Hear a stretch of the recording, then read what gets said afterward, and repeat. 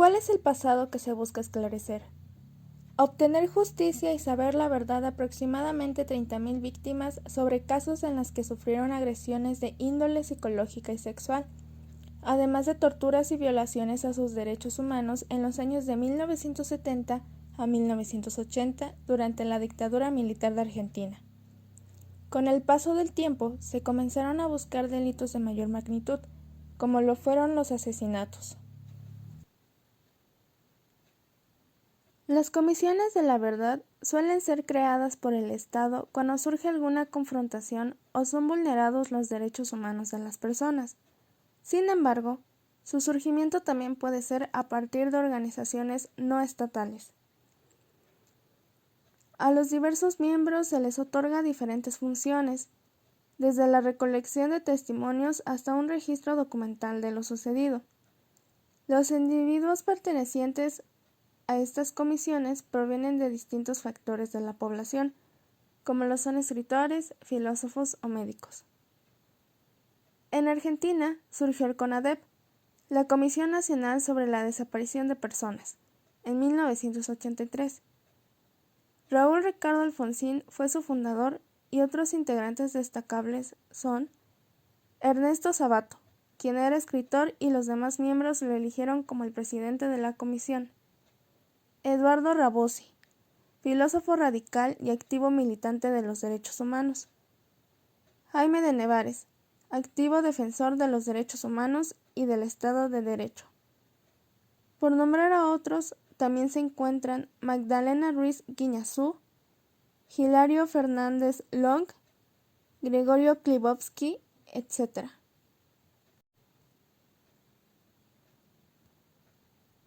El jueves 20 de septiembre de 1984 fue entregado el resultado final en un voluminoso informe al presidente Alfonsín, en donde además de contener una explicación de los hechos investigados, se registraban las cifras de 8.961 desaparecidos y 380 centros clandestinos de detención. El informe fue adaptado a un libro con el título Nunca más. Como razones políticas, se busca proponer y promover cambios en el comportamiento de los grupos y las instituciones de un país, con miradas a una transformación política y social. También es identificar y atender las causas del abuso y las violaciones, con el fin de prevenir su futura repetición. Tal como lo dijo en alguna oportunidad el presidente Raúl Alfonsín, después de esta etapa de tanta violencia, no puede haber un mandato de olvido. Ninguna sociedad puede iniciar una etapa sobre una claudicación ética semejante. Por eso, uno de los primeros actos constitucionales del presidente Alfonsín fue crear la Comisión de la Verdad llamada Comisión Nacional para la Investigación sobre la Desaparición de las Personas, CONADEP. ¿El daño causado realmente está reparado? Sin duda, es una incógnita que siempre nos deja después de una tragedia o violación a los derechos humanos. Si bien no se puede regresar a las personas, sí se creó una conciencia dentro del país. Para terminar el debate sobre los miles de desaparecidos, las Fuerzas Armadas, en su acta institucional, manifestaron que únicamente el juicio histórico podrá determinar con exactitud a quién corresponde la responsabilidad de métodos injustos o muertes de inocentes, y que todas las acciones realizadas en la guerra constituyeron a actos de servicios. Además, públicamente proclamaron su deseo de que los enemigos desaparecidos o muertos reciban el perdón de Dios. ¿Qué podemos aprender de todo esto para una posible comisión en México? Sin lugar a duda, las comisiones de verdad fueron y son creadas por unidad, por la fuerza y la solidaridad de las personas. Y siendo la CONADEP, por ser un buen líder, por una persona cansada de ver cómo se violaban los derechos de las personas, consideramos que lo principal sería aprender que somos uno mismo y entender que en México podemos trabajar juntos ante las adversidades e injusticias que se puedan llegar a presentar. Comisión de la Verdad en Uruguay, también conocida como Comisión por la Paz. La verdad que se construye a través de la recolección de datos en las comisiones de la verdad se puede convertir en un factor restaurador que devuelve la dignidad a las víctimas y a su familia. Transforman su dolor Ayuda a la elaboración del duelo y a la superación de la situación traumática, así como a restablecer la conciencia moral de la sociedad, la convivencia y los primeros cimientos de la reconciliación. La Comisión de la Verdad en Uruguay fue la quinta comisión en crearse en Latinoamérica y recibió el nombre de Comisión para la Paz, creada por resolución de la Presidencia de la República el día 17 de agosto del año 2000, con un mandato en principio de 120 días, la cual se extendió hasta el 10 de abril del 2003, fecha en la cual se entregó el informe final de la Comisión de la Paz.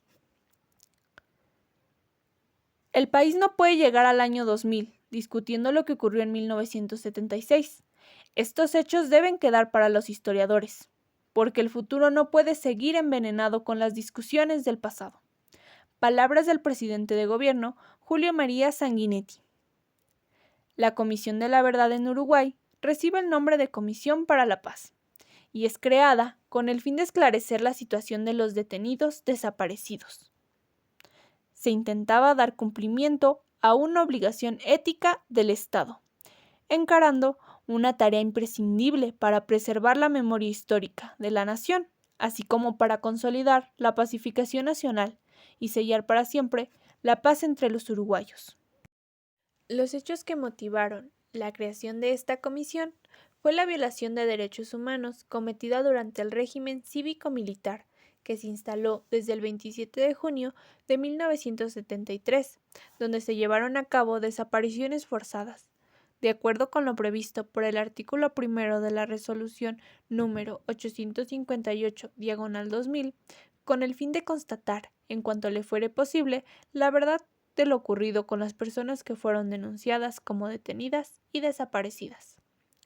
El 22 de diciembre de 1986, pocos meses después de reinstalada la democracia, la mayoría del Parlamento aprobó la ley número 15.848 de caducidad de la pretensión punitiva del Estado, por la que se estableció que los delitos cometidos por los integrantes de los servicios de seguridad de la pasada dictadura no fueran objeto de juicio y castigo.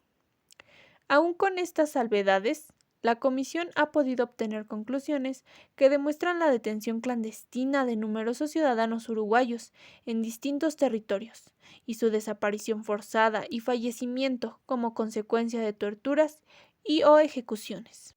Como cualquier movimiento, existieron personas con un papel representante. Tal es el caso de el arzobispo de Montevideo, Monseñor Nicolás Cotugno. Él era quien presidía esta Comisión de la Verdad. Al iniciarse la presidencia de Jorge Batlle, Cotugno se reunió con él. En dicha reunión se acordó que Cotugno presidiría la Comisión para la Paz. Luego, por contraposición de la oposición, se le otorgó el encargo de investigar el paradero de desaparecidos durante la dictadura cívico-militar uruguaya que se dio entre los años de 1973 a 1985. Posteriormente, le reemplazó el presbítero Luis Pérez Aguirre, un sacerdote jesuita, fundador de la sección uruguaya del Servicio Paz y Justicia.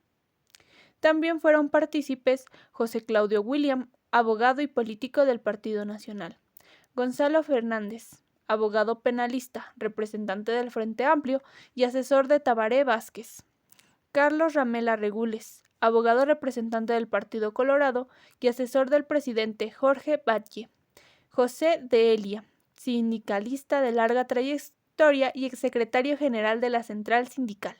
Lamentablemente, durante el tiempo del mandato de la comisión, falleció el padre Pérez, quien fue reemplazado por el padre Jorge Osorio. También se contó con la valiosa contribución de Abuelas de la Plaza de Mayo y de la Fundación Comisión Católica Argentina de Migraciones, además de contar con todo el apoyo de los familiares de las personas desaparecidas. En ese tiempo, el conjunto de contradicciones y desafíos que estuvieron planteados para la reciente y reinstalada democracia se condensó en la problemática de cómo gestionar su pasado autoritario reciente. Allí se expresaron, sostenidas por los defensores de los derechos humanos, entre otros, la defensa de la justicia ordinaria frente a la justicia militar, el reclamo de investigar y en la depuración de todo vestigio de autoritarismo. El 1 de marzo de 1985, cuando Julio María Sanguinetti asume la presidencia, siendo integrante del Partido Colorado, luego de distintos procesos en los que, por un lado, los partidos políticos acordaban con los militares algunos condicionantes de la transición. El 8 de marzo el Parlamento sanciona la Ley de Pacificación Nacional. Luego de años de movilización popular, se lograron las firmas necesarias para realizar el referéndum, con un 57.5% de los votos, frente a un 42.5% de los que la impugnaban.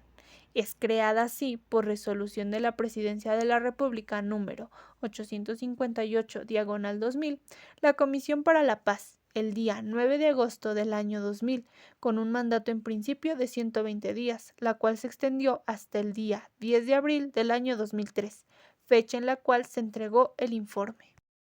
Marco legal. Dar los pasos posibles para determinar la situación de los detenidos y desaparecidos durante el régimen de facto, así como de los menores desaparecidos en iguales condiciones.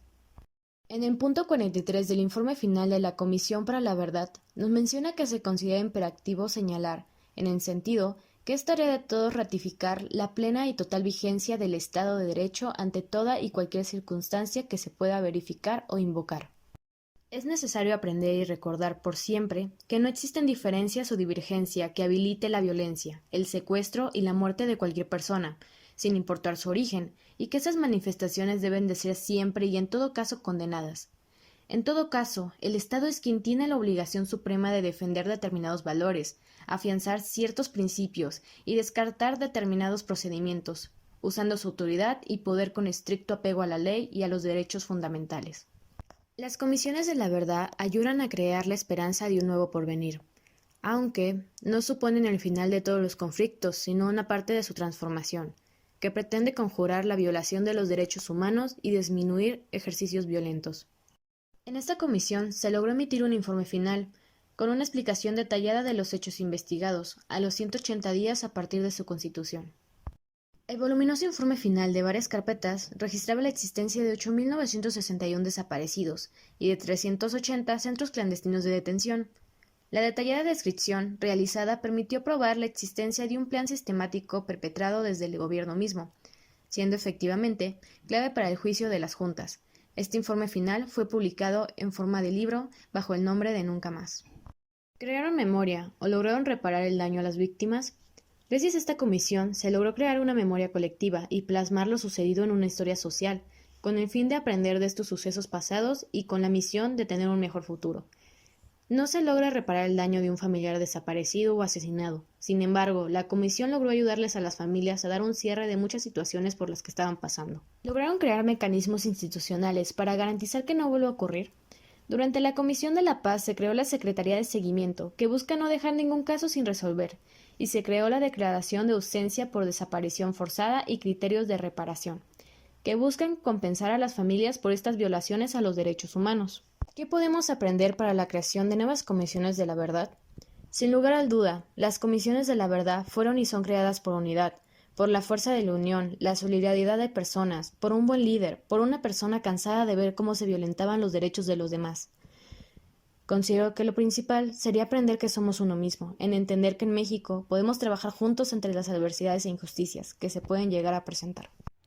Felipe Calderón Hinojosa, sexenio 2006 a 2012. Felipe Calderón Hinojosa nació en Morelia, Michoacán, el día 18 de agosto de 1962. Es abogado egresado de la Escuela Libre de Derecho. Obtuvo la maestría en Economía en el Instituto Tecnológico Autónomo de México, así como la maestría en Administración Pública por la Escuela de Gobierno John F. Kennedy de la Universidad de Harvard en los Estados Unidos. Antes de la presidencia, Calderón obtuvo 2 maestrías y siguió trabajando dentro del PAN. Se desempeñó como presidente nacional del partido, diputado federal y secretario de Energía en el gabinete de Vicente Fox. Sirvió en el gabinete de dicha administración hasta que renunció para postularse para la presidencia. Las elecciones presidenciales en México, realizadas en julio del 2006, han sido una de las más reñidas en la historia de este país. Los resultados de la elección, así como el proceso electoral, han sido objeto de cuestionamientos bajo el alegato de un posible fraude electoral. Muy lamentable lo que pasó. Dañó mucho el fraude, como otros fraudes que ha habido. Dañó mucho, porque se hubiese evitado mucho sufrimiento. Pero tenemos que ver hacia adelante. Palabras del actual presidente Andrés Manuel López Obrador. Simple y sencillamente, el Tribunal Electoral del Poder Judicial de la Federación participó con el ahora expresidente Vicente Fox indebidamente, habiendo intervenido en la elección por todas las declaraciones que se hicieron en contra del candidato Andrés Manuel López Obrador y por haber incidido en el resultado de la votación, junto con otros empresarios. Se presentaron 9 cajas con pruebas sobre supuestos fraudes durante los comicios. La impugnación, compuesta de 900 folios, asegura que algunos colegios electorales informaron de más votos de los censados. Además, acusa al PAN de haber filtrado más dinero del legalmente aceptado a la campaña presidencial de su candidato, Felipe Calderón, y de haber utilizado un programa informático para alterar los recuentos preliminares de los votos. El conteo final de los votos arrojó el 6 de julio que Calderón obtuvo 35.89%, mientras que López Obrador recibió 35.31%. Debido al margen tan corto entre López Obrador y Calderón, los simpatizantes del PRD exigieron que las autoridades electorales hicieran el reconteo. De hecho, nació la emblemática frase: voto por voto, casilla por casilla. Sin embargo, el tribunal resolvió improcedente la exigencia. En respuesta, los simpatizantes de López Obrador bloquearon durante 47 días la avenida Paseo de la Reforma, famosa en Ciudad de México por concentrar edificios de autoridades federales, matrices empresariales, así como negocios. El excandidato del PRI a la presidencia en 2006, Roberto Madrazo, declaró en 2018 que si el Instituto Federal Electoral hubiera tomado la decisión de hacer recuento, como exigía una parte de la oposición que contendía casilla por casilla y voto por voto, sabía que podía ser un recuento favorable para López Obrador. Pero él argumenta que esa no era su lucha. Felipe Calderón Hinojosa es el mayor asesino que haya visto México en décadas, por los miles de muertos producto de su falsa guerra contra el narcotráfico. Leopoldo Lezama. Calderón ejecutó desde la cabeza uno de los mayores genocidios contra la población mexicana al poner al servicio del crimen organizado la seguridad pública federal, lo cual arrojó, además de un baño de sangre, la destrucción del tejido social y la descomposición de la estructura del gobierno.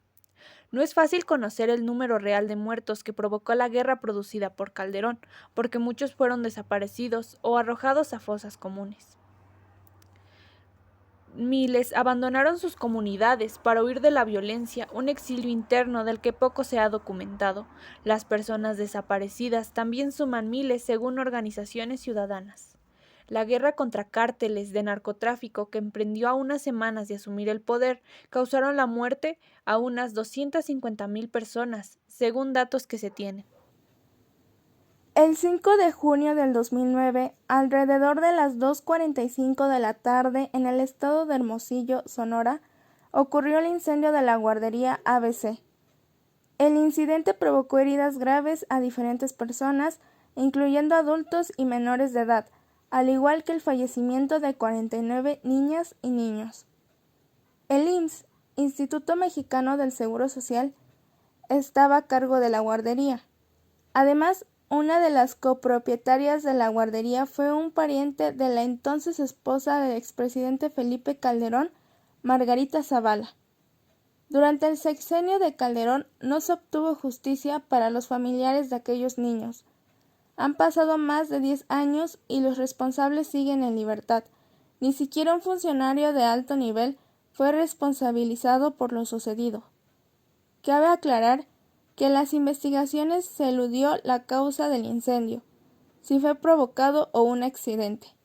Únicamente algunas personas encargadas de los cuidados de los pequeños obtuvieron sentencias menores a 30 años de cárcel. Genaro García Luna es un criminal y está protegiendo a los cárteles que se dedican a la trata y explotación de mujeres y que son parte importante de los feminicidios seriales de Juárez, Chihuahua y Matamoros. La respuesta de Calderón fue muy puntual: los enfrentaré caiga quien caiga. Estas palabras son dichas por la periodista Lidia Cacho en febrero de 2006, aun cuando Calderón era candidato a la presidencia en un evento proselitista realizado en un salón de la Colonia del Valle. El general Tomás Ángeles de Aguajare, quien sirvió 40 años al ejército, fue subsecretario de la Sedena con Fox y competía por la titularidad de dicha dependencia. cuando entregó a Calderón un nutrido expediente donde detallaba los vínculos de exfuncionarios foxistas que estaban relacionados con el narcotráfico. Además, señaló a Genaro García Luna como cómplice del cártel de Sinaloa. ¿Cómo recompensó Calderón a Daguajaré? Metiéndolo a la cárcel bajo falsas imputaciones.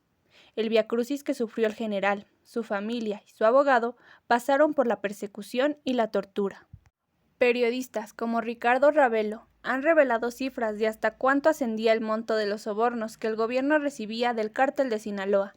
Por ejemplo, la Subprocuraduría Especializada en Investigación de Delincuencia Organizada, dirigida por Noé Rodríguez Mandujano y después por Marisela Morales, y la PGR, encabezada entonces por Eduardo Medina Mora, cobraban hasta $500,000 al mes por ofrecer información de los otros cárteles. A raíz de la detención de Genaro García Luna en diciembre de 2019 y del proceso judicial que se lleva en su contra, las investigaciones cayeron sobre el jefe directo de quien ya enfrenta cargos por narcotráfico. En efecto, Calderón no solo sabía, sino que era la cabeza de toda una estructura criminal. La extinción de luz y fuerza del centro. La noche del sábado 11 de octubre del 2009, con policías y militares ocupando las instalaciones de la paraestatal, Calderón publicó el decreto de extinción de luz y fuerza del centro. Argumentando su ineficacia operativa, la desaparición de la compañía dejó sin empleo a 44,000 trabajadores. Villas de Salvacar. El 31 de enero del 2010, un comando armado asesinó a 17 jóvenes que celebraban una fiesta en Villas de Salvacar, en Ciudad Juárez, Chihuahua, sin una investigación de por medio. Calderón acusó a las víctimas de ser pandilleros. Días después, el 11 de febrero, la madre de 2 de los jóvenes le exigió que se retractara. Gastos excesivos. Durante 2010, los festejos por el bicentenario de la independencia y el centenario de la revolución causaron polémica por los señalamientos de gastos excesivos y el mal manejo de los recursos. El caso más emblemático fue la construcción de una estela de luz, que costó más de lo planeado y se retrasó 15 meses sin que hubiera sancionados. Viviendas indignas e inhabitables. La Constitución Política Mexicana, en su artículo 4, indica que los mexicanos tienen derecho de disfrutar de una vivienda digna. Dicho esto, una vivienda habitable depende de sus materiales de construcción, su superficie y su disponibilidad de agua y electricidad, pero también depende, en gran parte, de su proximidad a productos y servicios y ofertas de empleo. En 2012, Felipe Calderón dio un discurso en el cual informó que se habían financiado 10.5 millones de viviendas en los últimos 11 años de administración presidencial panista, lo que implicaba que se otorgaban más financiamientos que en los últimos 30 años anteriores a la llegada del PAN a la presidencia. Sin embargo, desde 2006, solo un 46% de las viviendas otorgadas con créditos fueron completadas, es decir, que tenían las características de una vivienda habitable. Además, el número de viviendas abandonadas al final de ese periodo panista ya alcanzaba los 5 millones. Las principales razones del abandono de las viviendas fueron la violencia, la falta de proximidad a servicios y productos, lo que propició gastos económicos excesivos en transporte a las familias, y que los contratos crediticios dados por las empresas inmobiliarias dejaban en desventaja al comprador, ya que no garantizaban la calidad del inmueble. Incremento abrupto del gasto corriente. En el 2007 se hizo una reforma fiscal en México, en la cual se empleó un enfoque principalmente en el instrumento llamado impuesto empresarial a tasa única. Ello implicaría supuestamente un incremento en la recaudación fiscal. Sin embargo, la recaudación fiscal solo llegó al 11% del Producto Interno Bruto al final del sexenio de Calderón. Además, en ese sexenio, los servicios del sector público absorbieron cerca del 70% de los ingresos tributarios del gobierno federal, y los sueldos de la alta burocracia llegaron a ser de los más altos del mundo. Pequeño crecimiento económico en lugar de un desarrollo. En el sexenio del 2007 al 2012, solo se tuvo un crecimiento económico promedio del Producto Interno Bruto del 2.3%, mientras que en el sexenio de Vicente Fox se tuvo un promedio del 3.1%, en el de Ernesto Zedillo de 3.4% y en el de Carlos Salinas de 3.9%. Si bien en el sexenio de Calderón hubo un leve crecimiento económico, este no implica un desarrollo y mucho menos del tipo social. Esto se puede ver en la generación del empleo formal, que se ubicó apenas en el 40% de las 800,000 nuevas plazas anuales mencionadas en el Plan Nacional de Desarrollo 2007-2012. También, solo 4 de cada 10 personas que ingresaron a trabajar en ese sexenio lo hicieron en el mercado formal. El incremento de la pobreza. En el 2013, 1 de cada 4 pobres en México se había hecho pobre en el sexenio de Felipe Calderón. Del 2006 al 2012, en México hubo un incremento del 32% de la pobreza por ingresos y un 26% en la pobreza patrimonial. En el sexenio de Felipe Calderón se incrementaron los recursos destinados al desarrollo social en un 167%, lo que indica que la política económica fue ineficaz, puesto que los mexicanos dejaron progresivamente de ser autosuficientes económicamente y comenzaron a depender más de la asistencia del gobierno. Hablar de Felipe Calderón es hablar de múltiples asesinatos. Si bien con la guerra contra el narco fue más que suficiente entender que la violencia del sexenio sería inminente. Esto es algo que hasta hoy en día es importante destacar, pues invariablemente que hablamos de asesinatos, recordamos al presidente más conocido por ello, recordando cómo es que el 15 de septiembre, durante su sexenio, cuando Calderón dio el famoso grito de independencia, múltiples de mexicanos se juntaron, gritando asesino, asesino. En esta gráfica podemos ver cómo es que drásticamente hubo un ascendente en la tasa de personas asesinadas, comparada con el gobierno de Fox, que mantuvo un tanto una equidad.